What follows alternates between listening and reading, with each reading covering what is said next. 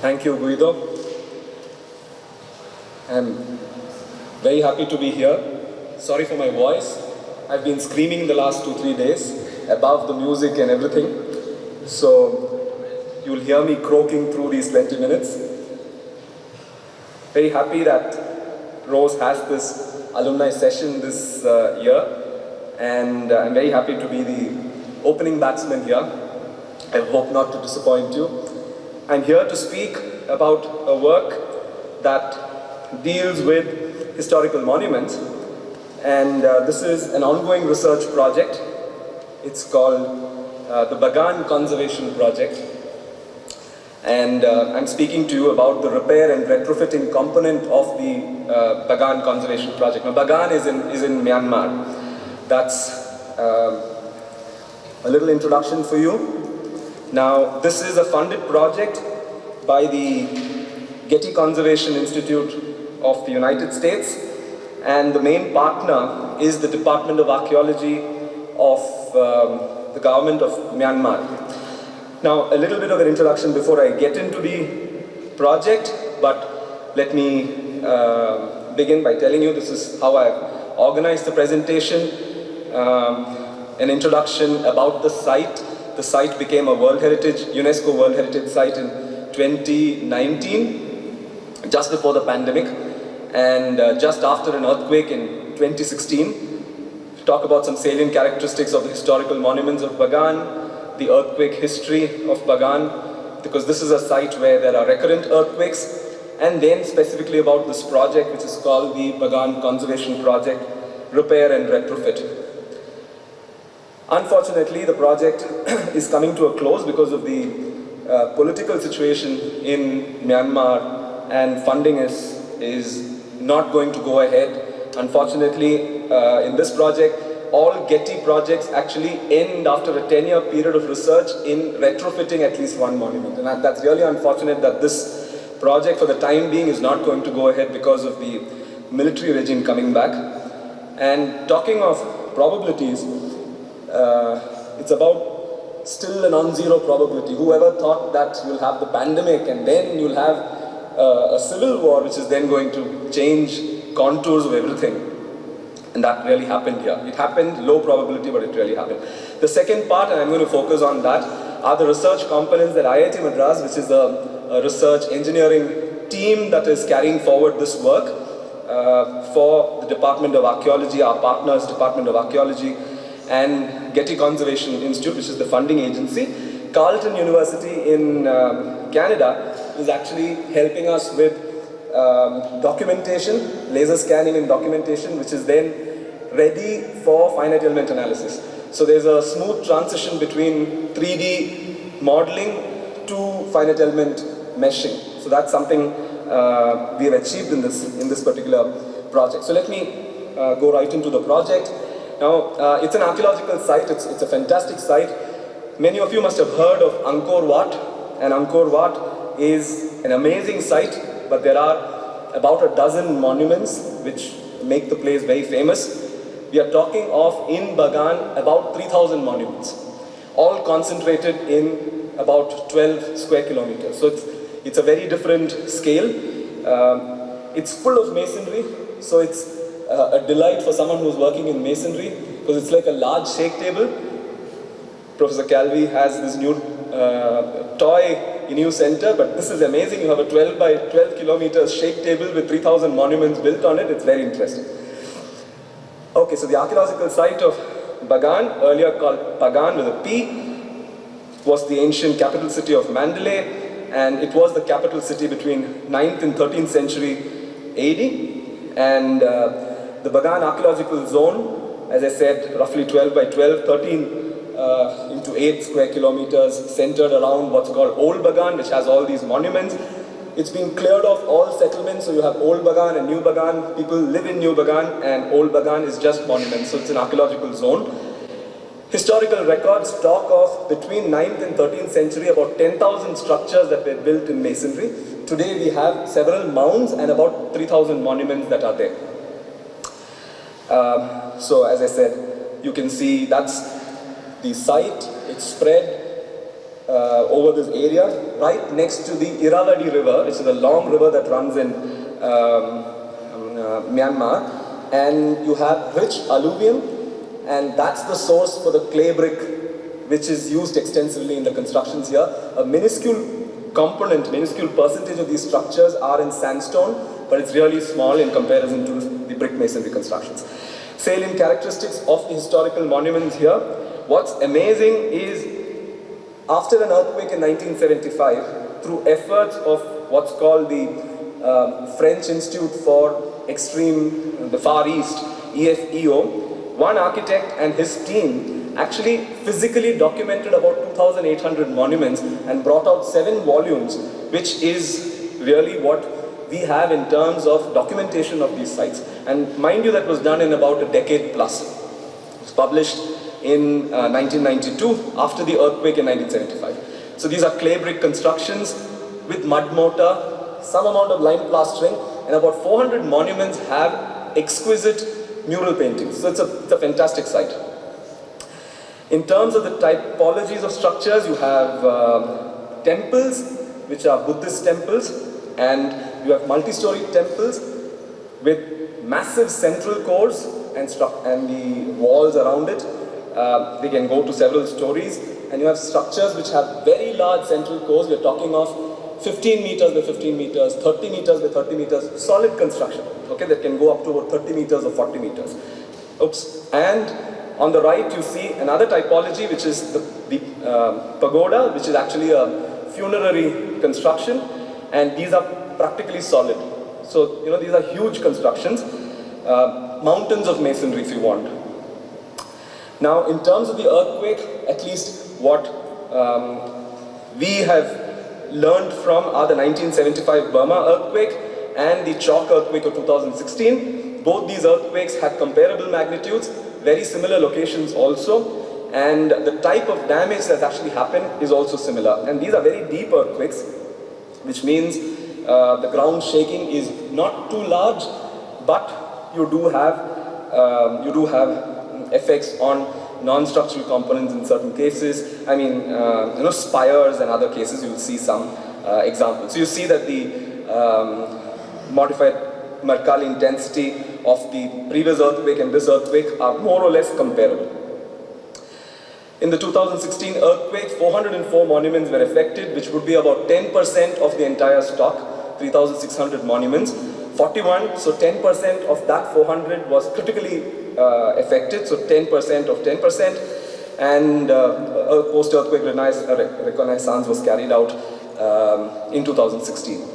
The earthquake history, the fact with all these sites is the time scale of the built heritage with the time scale of the earthquakes. Now the site has actually seen earthquakes several times, but professionals see the structure between earthquakes, and typically the timeline of the earthquake, so the frequency of the earthquakes, if it's 40 years or 50 years, in the professional life of an engineer or an archaeologist or an architect, you might see the damage because of the earthquake at that site once in your lifetime.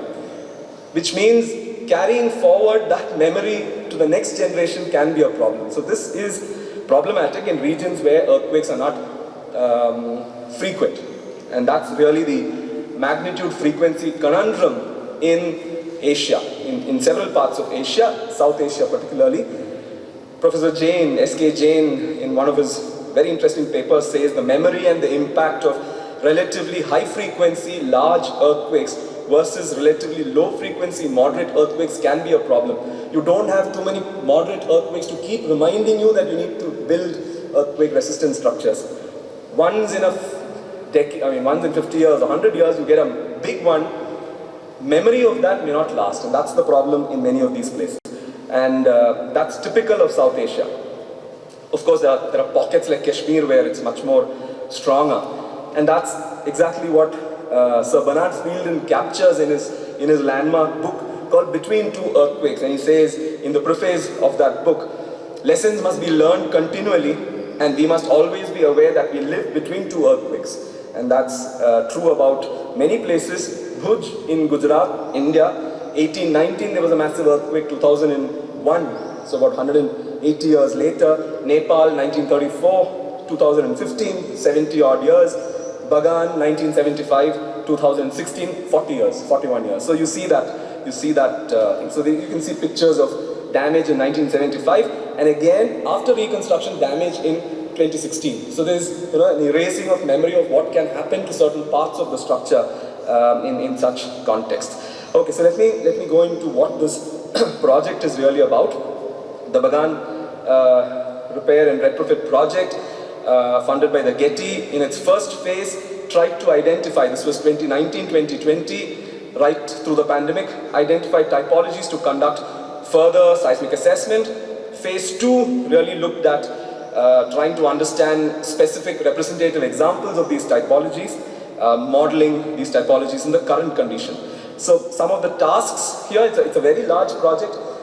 Task 6, the numbering, you can ignore the numbering, is a seismological model. We want to work with simulated accelerations because there's not much of recorded accelerations. And then I'll introduce a task where we've looked at arriving at macro-modeling masonry properties from micro-modeling.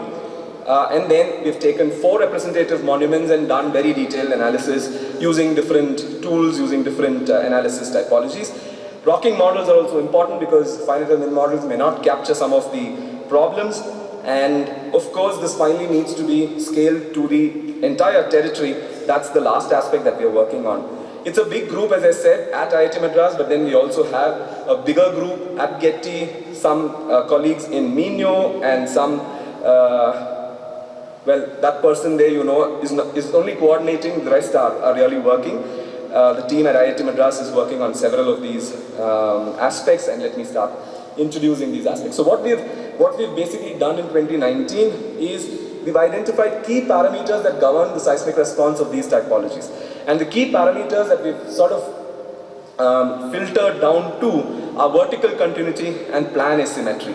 And if you are able to see the numbers there, we've done a survey of about 2,000 monuments to look at the distribution of structures that have vertical continuity of the spire and structures that do not have vertical continuity, structures which have symmetry in plan and structures which do not have symmetry in plan. And these 2 parameters really govern, at least principally, the earthquake behavior. So we've picked up 4 representative examples for each typology, and here's one, and that's the sort of work we've then got into each of them. Let me take you through the different tasks, the first one being the seismological model for the ground motion prediction. Here what we've done is, this area is subjected to multiple earthquakes, but we have only one recording from the 2016 earthquake. So you see the distribution of epicenters and the stations in this map here. What we have then done is tried to simulate the 2016 chalk earthquake using a hybrid approach, and this is my colleague who's an engineering seismologist who's working on this. Stage 1, where he looks at low frequency waveforms between 0 and 0.2 hertz generated by implementing a 3D shear wave velocity, you see the shear wave velocity model, in a SEM, spectral element framework. In the second stage, he generates high frequency scattered waves between 0 and 10 hertz using site-specific scattering properties, and then combines the low frequency and the high frequency to then generate the ground motion that can be used for the analysis. So this is how we've actually developed these records, calibrating them, comparing them with that one station near the site where we have records for in 2016. The output, of course, result in ground motion records at about 300 near-field locations at the monument sites, about 50 kilometers from the monument, 50 to 100 kilometers from the monument, varying PGA values, minimum and maximum. You can see those numbers there, and distribution in terms of distances and the PGAs in the east-west, north-south, and vertical directions, just to give you an idea of the number of records that we have generated, so that we have monument-specific records to run simulations. Then we've actually done some detailed studies, and these detailed studies are field entity investigations, sonic tests, and tomography. Unfortunately, we were able to do very detailed studies on one monument, and that was end of January 2020. And from March, there was no way we could go back to those 3 other monuments. So we've done sonic tomography, and these are 15 meters by 15 meters solid cross sections on which tomography is conducted. And what's interesting is we have seen that at different cross sections of the material, the dynamic modulus of elasticity can actually be different. And that's because of the kind of construction, kind of consolidation, and this is important information that comes into the modeling as well. So empirically one can use this information to arrive at densities, arrive at, that picture there shows you the distribution of the velocities in different parts of the monument. So we found a significant difference, a scatter but consistency in the velocities in different parts of the structure. So from that we arrived at densities, we arrived at dynamic modulus of elasticity, compressive strength, again empirically, and compression fracture energy. So this was what we used to do our modeling, but then this was possible only in one monument and we had 3 more monuments. So what then we did was to actually look at doing an analysis from micromodeling and move towards macromodeling. So we had test results. We had test results on bricks and test results on mortars, because there was a PhD student who was replicating mortars and taking bricks from the site and testing them. So we basically looked at that test data, developed prisms numerically, and arrived at stress strain curves which then could be used for macro modeling. So, mixed damage plasticity model was used here, dilatancy is accounted for, tension damage following Rankine or Lubliner model, and compression damage surface again with Lubliner model. So using this, the uniaxial tension law and the uniaxial compression law are followed, and we get so this is the set of stress strain curves for bricks and the stress strain curves for mortar. And you see the distribution, there's a lot of variability in the site, but then we had to, that was the data that we had. We either invent the data or we base it on this, and finally we actually simulated masonry prisms using the mortar data and the brick data, and came up with different parameters, modulus of elasticity, compression fracture energy, tension fracture energy, strain at peak strength, compressive strength, and so on. And you can actually see the kind of scatter that we get, and we work with upper bound and lower bound stress strain curves. So we now have upper bound and lower bound stress strain curves to go back and do our macro modeling. So the old monuments are modeled with macro modeling. So this is what was done. And then we started looking at modeling and analysis of the representative monuments. So I'm just showing you some of these. There's a lot of work that has actually happened. This is H1, V1, meaning has vertical continuity, the spire has vertical continuity, and there is plan symmetry. So vertical continuity and plan symmetry, that's the cross-section of the structure, the model, the data that we have of the velocities that are different in different parts. We did ambient vibration tests, but unfortunately we had to do a rerun, but then the pandemic and the civil war, and so we couldn't redo these tests. But there is some empirical data from past tests available, so we sort of used that to verify from a project after the 1975 earthquake. So you can see what we've really done is we've looked at mass pushover, doesn't work in many cases, modal pushover analysis, higher mode pushover analysis, and nonlinear time history analysis. So trying to replicate the damage that we've seen in the 2016 and the 1975 earthquakes. So you can see what you're seeing is a higher mode pushover analysis, and we actually had damage at the upper portion of the monument. And in a way, the higher mode is what is dictating here. Nonlinear time history analysis captures that damage, and so you start getting some confidence in the fact that these models are representing. This is the second example, H1, V0. The type of damage was some damage in the spire, which we were able to replicate. You can see the principal strains here, and you can interestingly see there are small non-structural elements which are little spires, which also show acceleration levels which are really high, which means they can get triggered for damage in those locations. Third example, H0V1, which means there is no plan symmetry, but there is vertical continuity. And the fact with all these is, with the presence or absence of vertical continuity and presence and absence of plan symmetry, you start seeing changes in the behavior of these monuments, of course. So this is another one. This was a structure which was damaged in 1975. reconstructed. So the spire was reconstructed. They put in place a reinforced concrete ring. And this time the reinforced concrete ring and the spire came down together. So you can see the kind of damage this underwent, and you can see the replication of damage was rather good for this particular example. Again, you have the third category, H0, V0, there is no vertical continuity. So the spire is actually sitting on a vault. And that's problematic because you have dilatation, you have the walls dilating, and the spire actually getting, the dome getting damaged because of the spire going up and down.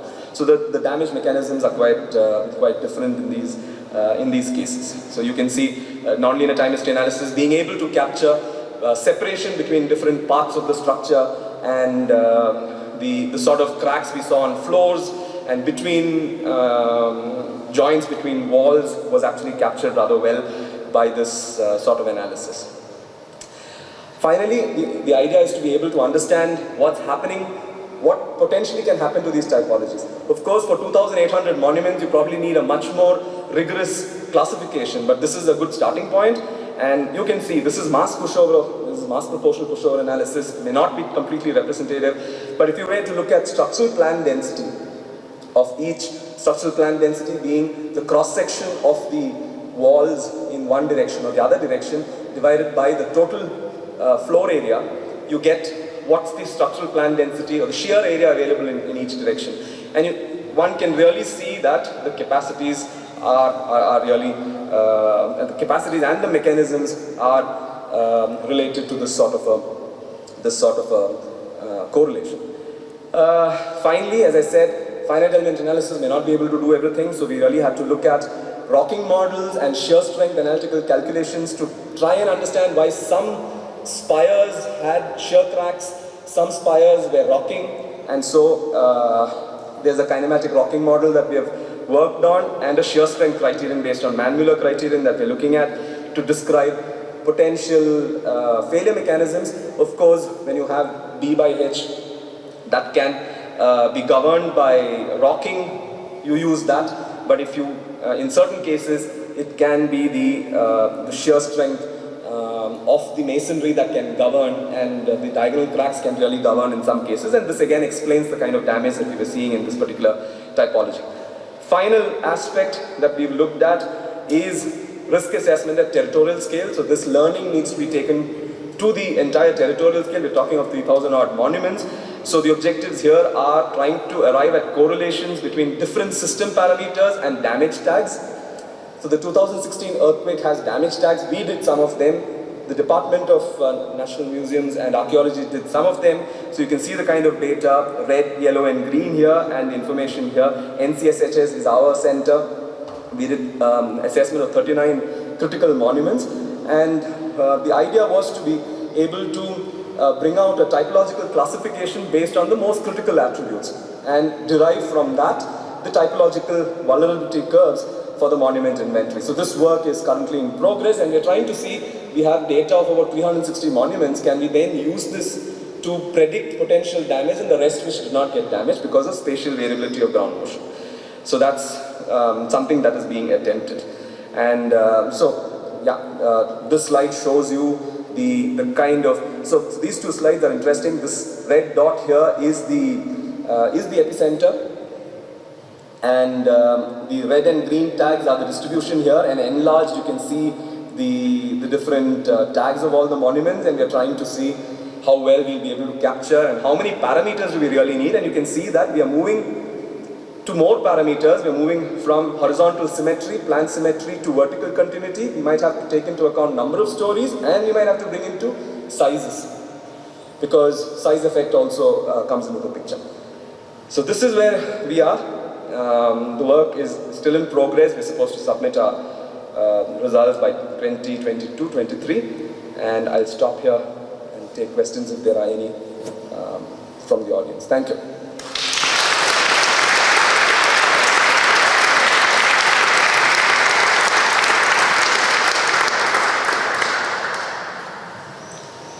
Thank you very much, Arun.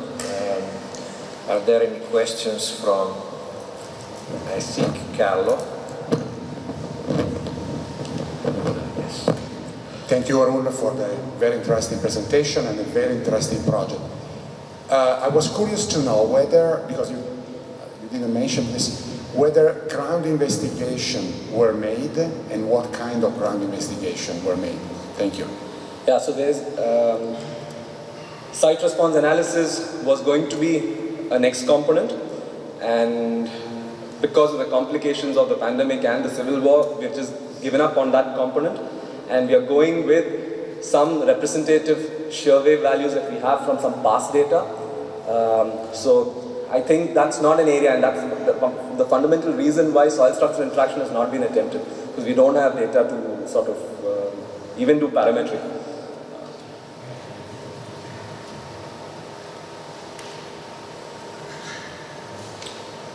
Other questions?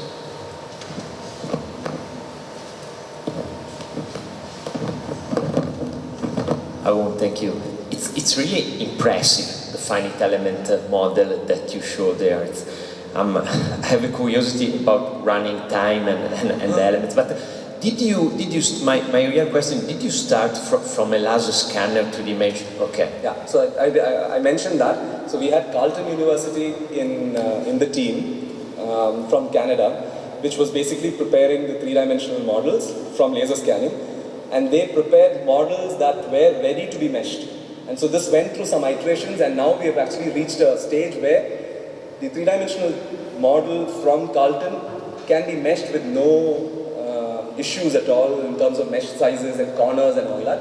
So that's something we've been able to achieve. And all the 4 monuments that we're looking at, where we have to do some simplifications because you will get some decorative surfaces, and those decorative surfaces are going to give you problems because you'll get corners. And so we worked out a protocol where decorative surfaces and had to be removed. Fantastic. Quite successful. And which kind of software did you use for running the analysis? Like this is Diana FEA. This is Diana FEA. Thank you. Thank you. Arun, I would like to ask a question. You have mentioned that there were some buildings that were characterized by a lack of continuity, of vertical continuity. Recently in Italy, because of the recordings that were made, especially during the last Central Italy sequence, some attention has been put on the vertical component of the motion. Could you, in your research, either from the numerical analysis or whatever, draw some indication or conclusion about, especially for the, let's say, irregular buildings regarding vertical continuity, there was any possible influence of vertical component? So, spot on question, because in this earthquake, the chalk earthquake of 2016, the vertical component was the most important component. 0.1 and 0.08 to be. Now, the point is, when you don't have vertical continuity, you have the spire, which is a heavy spire that's sitting on a wall. And there are 2 things that are happening. One is the dilation of the walls, which means that there is a lot of deformation that's happening in the wall, and that's leading to tension crack and bending flexural cracks in the wall. That's one. And the second thing is the pounding of the spire itself happening. So the damage patterns very clearly show such failure patterns. So your, in the nonlinear time history analysis, your input had was 3 components. Okay. Thank you. Are there any further questions? If not, thank you very much. Thank you so much.